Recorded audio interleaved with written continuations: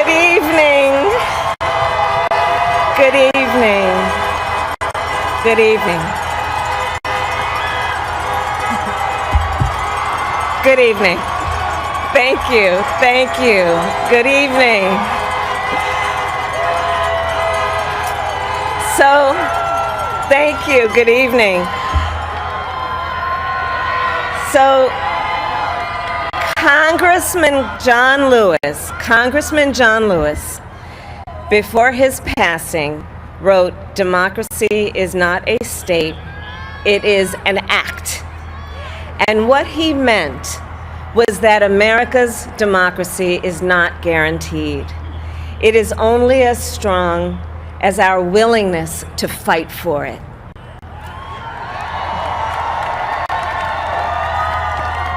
To guard it and never take it for granted. And protecting our democracy takes struggle, it takes sacrifice, but there is joy in it, and there is progress, because we, the people, have the power to build a better future.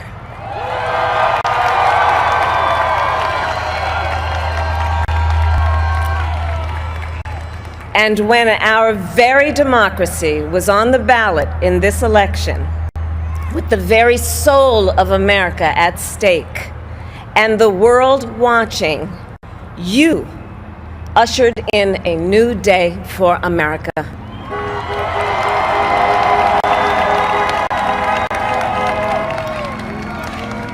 To our campaign staff and volunteers, this extraordinary team, thank you for bringing more people than ever before into the democratic process.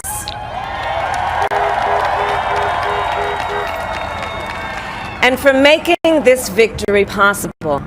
To the poll workers and election officials across our country who have worked tirelessly to make sure every vote is counted, our nation owes you a debt of gratitude.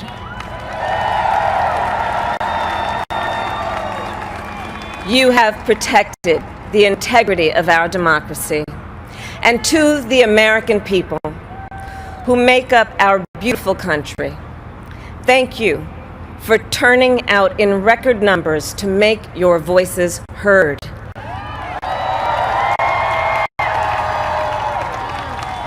And I know times have been challenging, especially the last several months. The grief, sorrow, and pain, the worries and the struggles. But we have also witnessed your courage, your resilience, and the generosity of your spirit. For 4 years, you marched and organized for equality and justice, for our lives and for our planet. And then you voted.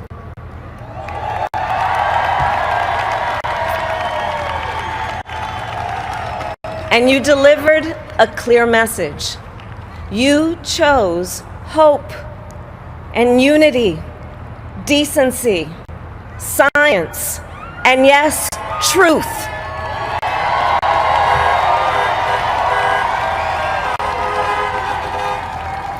You chose Joe Biden as the next president of the United States of America.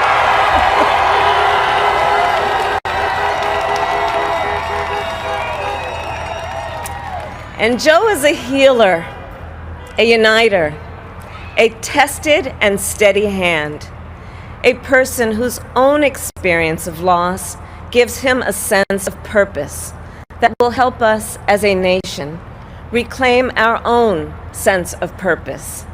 And a man with a big heart who loves with abandon.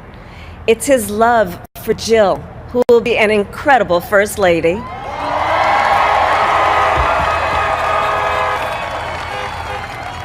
It's his love for Hunter and Ashley and his grandchildren and the entire Biden family.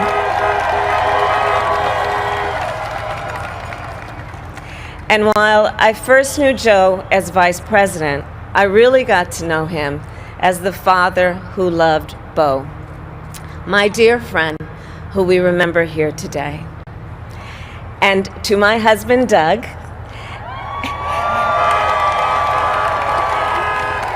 and our children, Cole and Ella, and my sister Maya, and our whole family, I love y'all more than I can ever express.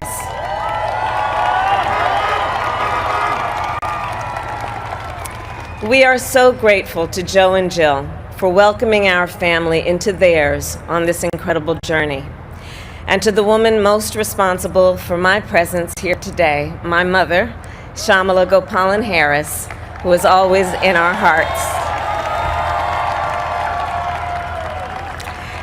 When she came here from India at the age of 19, she maybe didn't quite imagine this moment, but she believed so deeply in an America where a moment like this is possible. And so I am thinking about her and about the generations of women, Black women,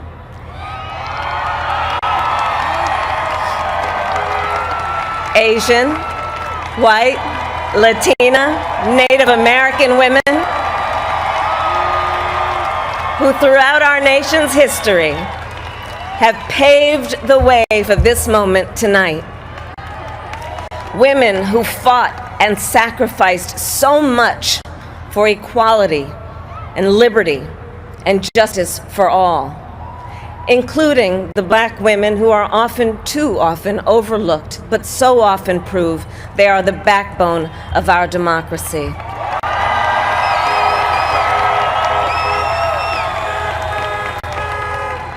All the women who have worked to secure and protect the right to vote for over a century, 100 years ago with the 19th Amendment, 55 years ago with the Voting Rights Act, and now in 2020 with a new generation of women in our country who cast their ballots and continued the fight for their fundamental right to vote and be heard.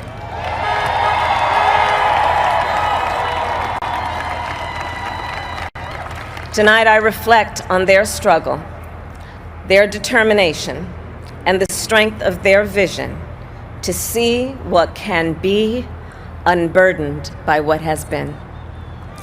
And I stand on their shoulders. And what a testament it is to Joe's character that he had the audacity to break one of the most substantial barriers that exists in our country and select a woman as his vice president.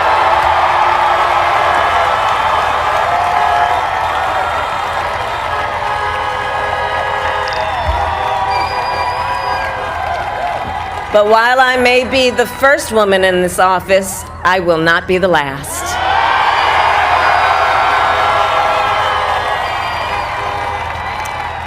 Because every little girl watching tonight sees that this is a country of possibilities. And to the children of our country, regardless of your gender, our country has sent you a clear message. Dream with ambition, lead with conviction, and see yourselves in a way that others may not, simply because they've never seen it before. But know that we will applaud you every step of the way.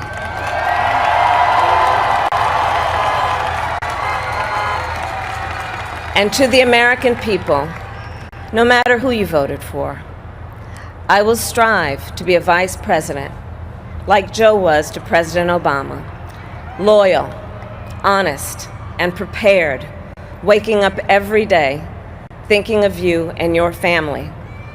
Because now is when the real work begins, the hard work, the necessary work, the good work, the essential work to save lives and beat this epidemic, to rebuild our economy so it works for working people, to root out systemic racism in our justice system and society, to combat the climate crisis, to unite our country and heal the soul of our nation.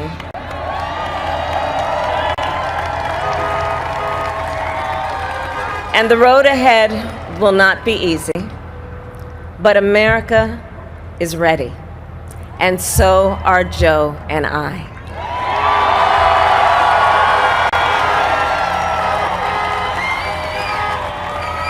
We have elected a president who represents the best in us, a leader the world will respect and our children will look up to, a commander-in-chief who will respect our troops and keep our country safe, and a president for all Americans.